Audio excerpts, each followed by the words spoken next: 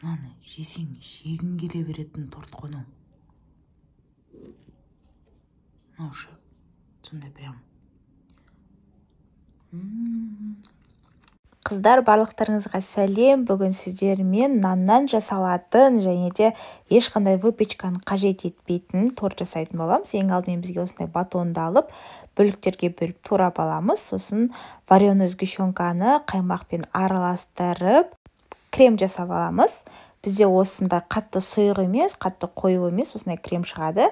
Нандарды осылай бөлек ыдысымызға келетіндей формаға турап алып, үстінен қаймақ жағамыз. Осы жерде мен өзім бір ошибка жасадым.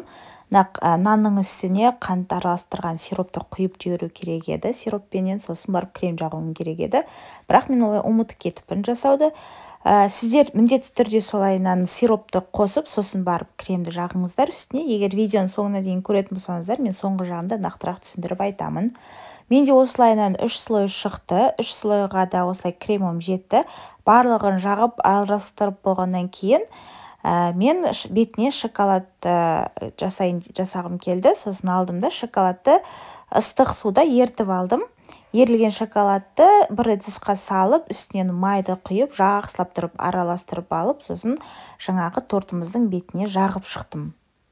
Сосын барлығын осылай тортымызға бір келкі етіп жағып шығып, холодильникке 4 сағатқа немесе бір күнге қойып қоямыз. Менде бұл 4 сағат тұрды. 4 сағаттан соң осындай әдемі дәмді торт шықты.